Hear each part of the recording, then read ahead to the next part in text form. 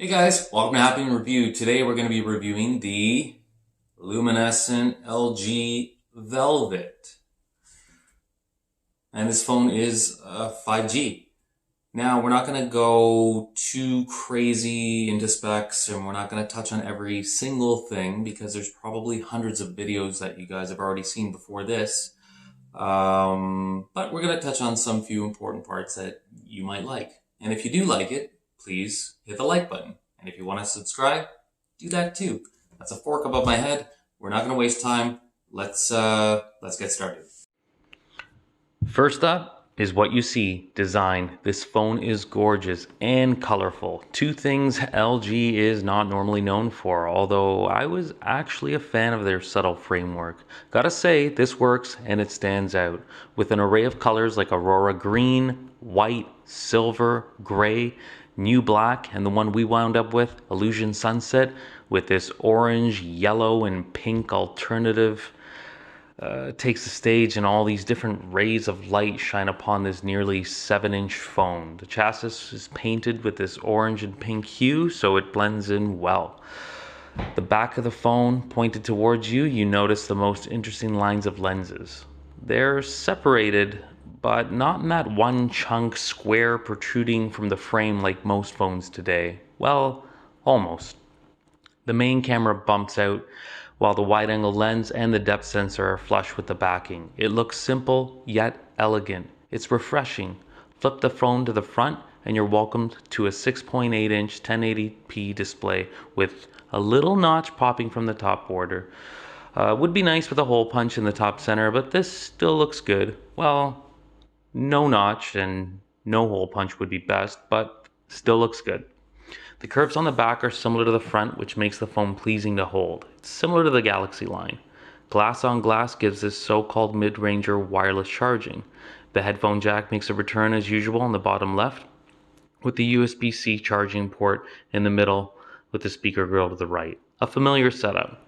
Right side of the phone has your power button. Up top, SIM tray with expandable storage up to 2 terabytes, and on top, 128 gigs that comes with the Velvet.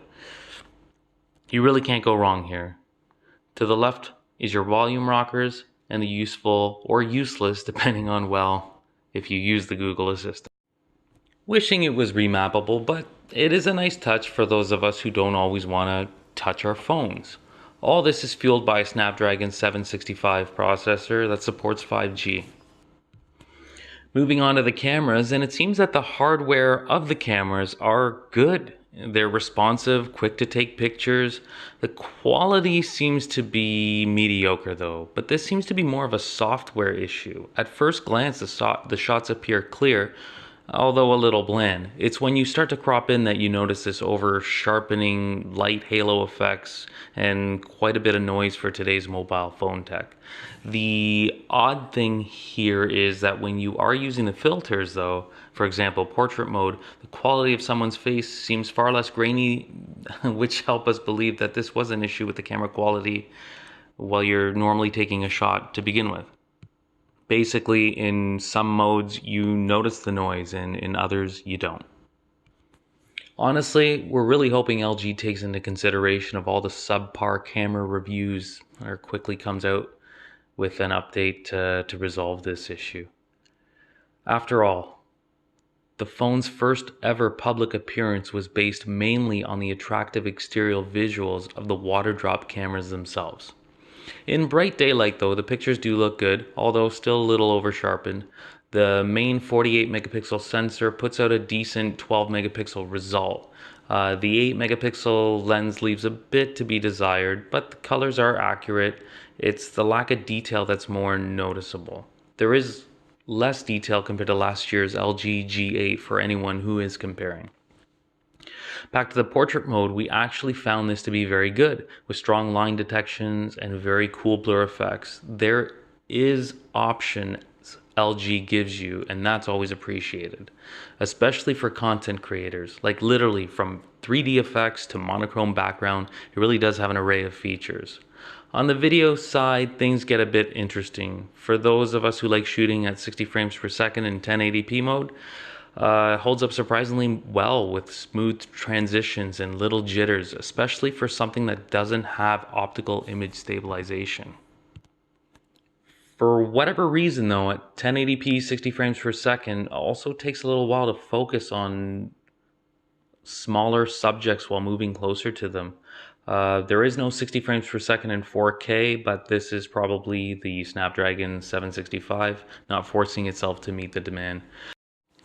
1080p or 4K at 30 frames per second, video results are pretty good as well. Steady mode, a feature LG uses to, well, keep video steady, holds true where video has less jump effect. More so moving up and down than side to side in our testing, especially while running. The odd thing is once in a dim or even door setting, the noisy grain shows up, but only in steady mode. Turn it off and the picture looks more natural again. Even switch to 1080p 60 frames per second in certain lighting conditions has this color cast effect that's not really present when in 30 frames per second. It's odd and it's unlike LG to have this result. Again, not so much of an issue on the G8, really hoping it is a software thing that LG can fix. Keep the options rolling with bokeh voice and ASMR mode while recording, and you can definitely have some fun. Why? Because they actually work. What's appreciated is they're right there for easy access on screen, so you won't forget about them. It's really cool to zone in on a particular person whispering and muffle out the surrounding noise. One big thing that's missing here is the manual video mode for those who really like to get complex with their video content. It doesn't go unnoticed, but if you don't use it all that often, my guess is you can cope with the loss. After all, this is LG's way of cost cutting in order to make their product more affordable and hopefully gain some market share. There is a night mode and it does help out a little, but it's nowhere near as significant as the Pixel or Huawei series. The screen is beautiful. The colors are beautiful. The image is beautiful. And the brightness is bright enough. And yes, only 60 Hz refresher rates. No 90, no 120. No big deal unless you're one of those people who needs to scroll through menus with additional smoothness for whatever reason. Honestly, it is what it is. It's a 6.8 inches of Gorilla Glass 5 on both sides, and it is tall. The curves on the screen and on the back allow this phone to not feel so big, and it's relatively thin and light, but not cheap feeling. This phone feels flagship even if you consider it mid-tier. As for the dual screen, well, LG may not be giving Canadians or Australians the luxury of using one. Probably some other countries too. If you're looking for coverage on that, you can check out Mr. Mobile's video, Do Dual Screen Phones Make Sense? With an extensive overview of the Velvet's dual screen case, or Joshua Vergara's dual screen case take. And you can't forget Some Gadget Guy, who thoroughly pumps content regarding LG and always has something on the Velvet. But when it comes to sound, LG has this down pat. Dual firing speakers, one at the bottom right of the frame and the other one coming out of the top front of the phone's earpiece. This phone's extremely well balanced and can get very loud. May not have as much kick with bass, but the clarity and tone are definitely on point. You don't need a mini speaker, this gets the job done. Yes, the lovable headphone jack has always kept traction with LG, and we think it's a good move that they kept it in the Velvet. There is no quad DAC, which came to a bit of a shock. However, LG's incorporated something called, wait for it, LG 3D sound engine, and to our surprise, it makes a big difference. When you have a decent set of headphones on, the quality sounds extremely clean and it comes out fairly loud as well. All in all, we really can't complain. If you notice a difference, let us know. We could continue to ramble on and on about specs, but we won't.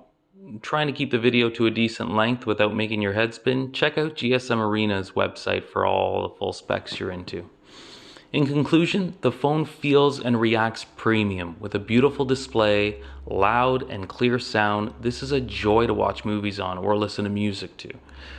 The design of the phone was well thought out, not too overwhelming feeling, in the hand because of the curvature. There's plenty of power. The 765 Snapdragon holds its own. There's no hiccups or stutters with the Velvet we used. The one drawback is the biggest deal for a lot of people though.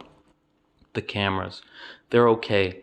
Just the noise level is strong. Night mode does help out a little, and the wide angle lens is barely on par with what we're used to from a company that basically pioneered it. However, if LG can push a software update for the cameras, this could significantly change things. Remember, for $599 US and on average retail price of $750 with Bell in Canada, actually we've seen it as low as $600 Canadian with Freedom Mobile. The Velvet's got a lot going for it. With wireless charging, IP68 water and dust rating, expandable storage, a good size 4300 milliamp battery, good construction of material with a metal frame and the glass front and on back, the great sound and a distinct look because of its design and the color palettes that come with it. Again, it could be a home run if the cameras had as much detail as the design of the cameras themselves.